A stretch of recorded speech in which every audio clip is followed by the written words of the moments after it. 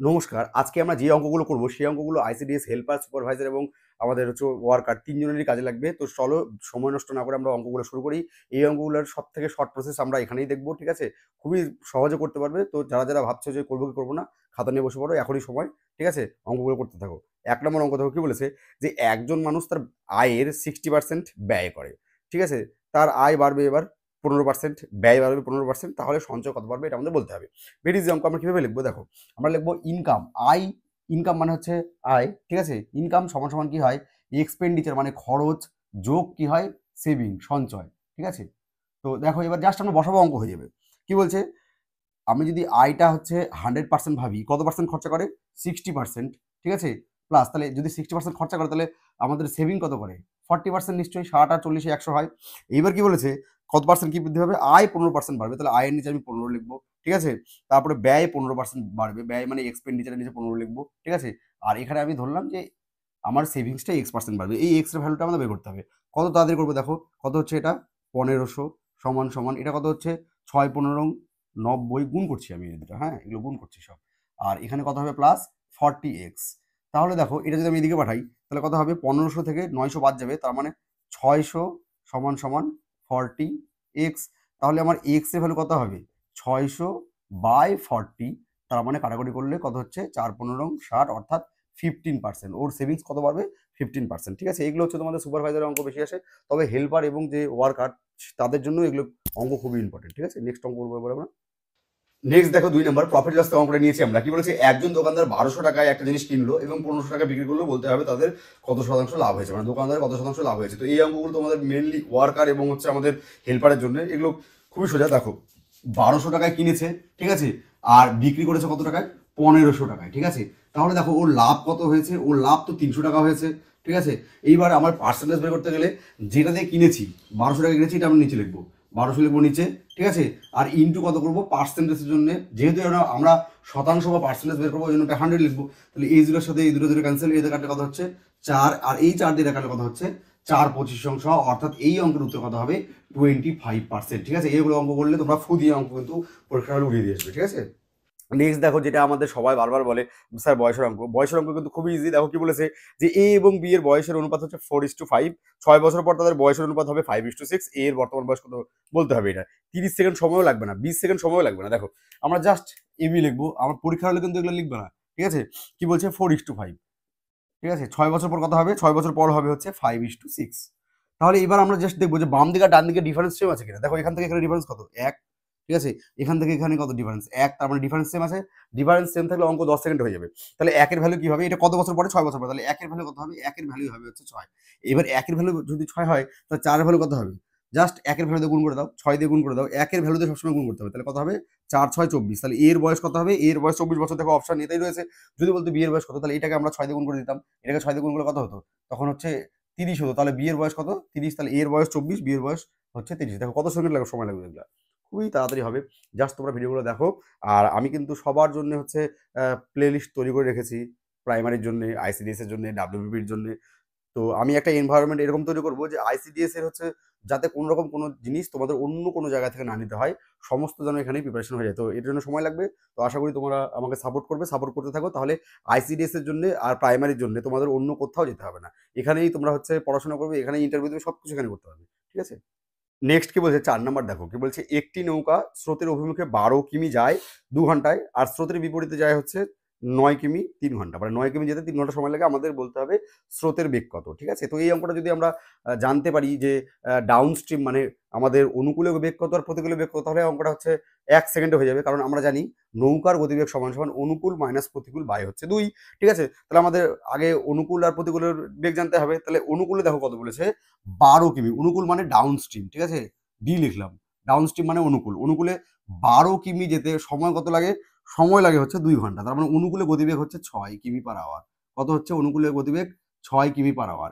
এইবার হচ্ছে প্রতিকূলে দেখি।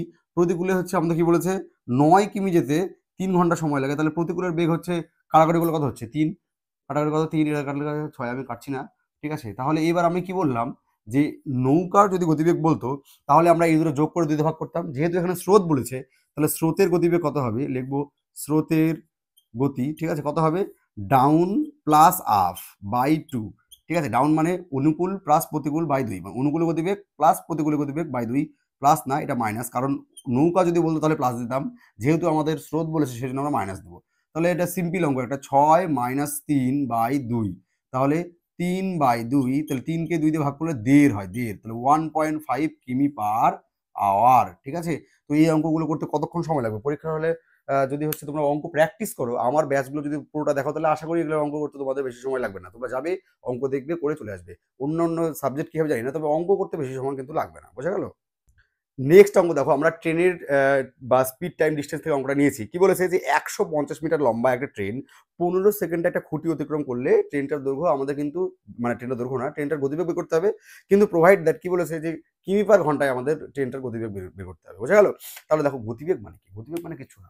গতিবেগ মানে হচ্ছে, গতিবেগ মানে হচ্ছে আমাদের উপরে থাকে দৈর্ঘ্য, ঠিক আছে, আর নিচে থাকে হচ্ছে সময়। ঠিক আছে, এইবার এই দৈর্ঘ্য মানে কি? এই দৈর্ঘ্য মানে হচ্ছে যখন একটা ট্রেন একটা খুঁটিকে অতিক্রম করবে, তখন ওই ট্রেনের যা দৈর্ঘ্য তার তুলনায় খুঁটির দৈর্ঘ্য নগণ্য। তাহলে খুঁটির দৈর্ঘ্যকে আমরা কি করবো? নেগলেক্ট করে দেবো। তাহলে শুধু আমরা দৈর্ঘ্য মানে ট্রেনের দৈর্ঘ্য লিখবো। ট্রেনের দৈর্ঘ্য কত? ট্রেনের দৈর্ঘ্য হচ্ছে 150। কত সময় লেগেছে? সময় লেগেছে 15। এইবার এটা করলে কিন্তু আমাদের যেটা বেরোবে, এটা করলে কাটাকাটি যদি করি তাহলে কত বেরোবে? 10। তাহলে এটা আমাদের বেরোবে হচ্ছে 10 মিটার পার সেকেন্ড। ঠিক আছে, স্যার বলবে স্যার তো উত্তর তো মিললো না, অপশানে তো নেই। অপশানে কেমন করে থাকবে? কারণ অপশানে আমাদের কিমি পার ঘন্টা বের করতে হবে। তাহলে এটাকে কিমি পার ঘন্টা বের করতে গেলে কি করতে হয়? আমাদের 18/5 দিয়ে গুণ করতে হয়। এটা মিটার পার সেকেন্ড ছিল, এটাকে কিমি পার ঘন্টা বা কিলোমিটার পার আওয়ার করতে গেলে 18/5 দিয়ে গুণ করতে হবে। এবার 5 দিয়ে এটা গুণ করে কত হচ্ছে, মানে 5 দিয়ে এটা কাটাকাটি করে কত হচ্ছে? 2। তাহলে 18 দুগুণে কত হবে? 36 কিমি পার আওয়ার। তাহলে এই অঙ্কের উত্তর কত হবে? 36 কিমি পার ঘন্টা। ঠিক আছে, দেখো এটা অপশন তোমাদের কত রয়েছে? অপশন এতে রয়েছে। বোঝা গেল? নেক্সট অঙ্ক দেখো, আমরা টাইম এন্ড ওয়ার্ক থেকে নিয়েছি। কি বলেছে যে এ এবং বি একটি কাজ যথাক্রমে 12 দিন এবং 16 দিনে সম্পন্ন করতে পারে। তারা একসঙ্গে কাজটা যদি শুরু করে, তাহলে ওই কাজটা করলে মানে তারা একসঙ্গে যদি কাজটা করে, তাহলে কাজটা শেষ হতে কত সময় লাগবে? ভেরি ইজি অঙ্ক, এগুলো অঙ্ক কিছু করতে হয় না। হ্যাঁ, এখানে কি বলছে? এ আর বি যদি আমি লিখি, লেখার দরকারও নেই। ঠিক আছে, এ আর বি কত বলেছে? একজন 12 দিন আর একজন হচ্ছে 16 দিন। এদের কি করবে? জাস্ট এদের হচ্ছে লসাগু করে দেবা। তাহলে 12 আর 16 লসাগু কত হবে? আমি বলে দেবো 48। কিভাবে বলবো? দেখো এদের মধ্যে বড় কি? এদের মধ্যে বড় হচ্ছে 16। 16 ঘরে নামাতা বড়। 16 কে 16 12 দিয়ে যায় না। 16 দুগুণে 32 12 দিয়ে যায় না। 3 16 48 12 দিয়ে যায় বলে হ্যাঁ, তাহলে ওটাই হবে। যেটা প্রথমে যাবে সেটাই হবে। তাহলে 48 হচ্ছে লসাগু। তাহলে এদের আমি যদি এফিসিয়েন্সি বার করি বা কর্মদক্ষতা বার করি, তাহলে এটা দিয়ে এটা ভাগ করতে হবে। তাহলে 48 কে আমি যদি 12 দিয়ে ভাগ করি কত পাবে? এটা বেরোবে 4 কর্মদক্ষতা। আর 16 দিয়ে যদি 48 কে ভাগ করি কত পাবে? 3। তাহলে এদের যখন এরা একসঙ্গে কাজ করবে, তখন এদের কর্মদক্ষতা কি হয়ে যাবে? যোগ হয়ে যাবে। তাহলে একজনের কর্মদক্ষতা 4, একজনের কর্মদক্ষতা 3, তাহলে উভয়ের কর্মদক্ষতা একসাথে হচ্ছে 7। তাহলে মোট কাজ কত? 48। সেই কাজকে যদি আমি 7 দিয়ে ভাগ করে দিই, তাহলে যেটা বেরোবে সেটা হচ্ছে অ্যান্সার। তাহলে 7 দিয়ে ভাগ করো, তো মনে করো কত হবে এটা? 6 7 42। ঠিক আছে, 6 7 42 মানে হচ্ছে পয়েন্ট দাও। তার মানে 42 মানে 60, 7 8 56, 4 40, মানে 35 মানে 6.85। এরপরে আরও যাবে, এটা করার দরকার নেই। দেখো এটা 6.85 মানে হচ্ছে তোমাদের অপশন এতে রয়েছে। তাহলে এই অঙ্কের উত্তর কত হবে? এই অঙ্কের উত্তর হবে অপশন এ 6.85। তোমাদের এটা পয়েন্ট না থাকে, আমাদের ফ্র্যাকশন দিয়েও কিন্তু মাঝে মাঝে থাকে, ফ্র্যাকশন দিয়েই বেশি থাকে। আমরা টোকার সুবিধার্থে বা হচ্ছে অপশন লেখার সুবিধার্থে আমরা পয়েন্ট দিয়ে করেছি। ঠিক আছে, নেক্সট দেখো 7 নাম্বার। এই অঙ্কটা হচ্ছে তোমাদের সরল সুদের অঙ্ক। কি বলছে? যে বার্ষিক 8% হার, মানে আমার সুদের হার 2 বছরের জন্য 5,000 টাকা যদি নিই, তাহলে আমাদের সুদ কত দিতে হবে? মানে সরল সুদ কত দেবে? পিআর টিপে 100 করলে হয়ে গেল। এটা আরো সোজা করা যাবে। দেখো 8% বলছে কয় বছরের জন্য? 2 বছরের জন্য। তাহলে 8 দুগুণে কত হবে? 8 দুগুণে হচ্ছে 16%। তাহলে জাস্ট 16% বের করবো। 5,000, ঠিক আছে, ইন্টু 16% মানে হচ্ছে 16/100। ঠিক আছে, তাহলে 0 0 ক্যান্সেল, এই 0 0 ক্যান্সেল, তার 5 ষোলো 80, আর সঙ্গে এই একটা শূন্য, তার মানে 800 টাকা। ঠিক আছে, ব্যাস এই অঙ্ক হয়ে গেল। 800 টাকা দেখো তোমাদের অপশন বিতে রয়েছে। বোঝা গেল? নেক্সট অঙ্ক দেখো 8 নাম্বার। কি বলছে? যে একটা সিরিজ দিয়েছে, দিয়ে বলেছে পরবর্তী সংখ্যাটা কত? আমরা সিরিজটা লিখে নিই। প্রথমে কত আছে? 2 6 12, তারপরে 20, তারপরে হচ্ছে 30, তারপরে কত আমাদের বের করতে হবে। তাহলে দেখো ডিফারেন্স নেই। এখান থেকে এখানে কত ডিফারেন্স? এখান থেকে এখানে ডিফারেন্স 4, এখান থেকে এখানে কত ডিফারেন্স? 6, এখান থেকে এখানে কত ডিফারেন্স? 8, এখান থেকে এখানে কত ডিফারেন্স? 10। তাহলে দেখো 4 6 8 10, তাহলে পরেরটা কত হবে? পরেরটা নিশ্চয়ই 12 হবে। তাহলে 30 এর সাথে 12 যোগ করে দাও, অর্থাৎ 42 হবে এই অঙ্কের অ্যান্সার। এগুলো তোমরা দেখেই উত্তর করে দিতে পারবে। এগুলো হচ্ছে একটা করে এখন দিচ্ছে পরীক্ষার সময়। ঠিক আছে, তোমরা বেশি বেশি করে প্র্যাকটিস করো, তাহলে কিন্তু পরীক্ষার সময় আরো কনফিডেন্স করে সহকারে আরো তাড়াতাড়ি করতে হবে। বোঝা গেল?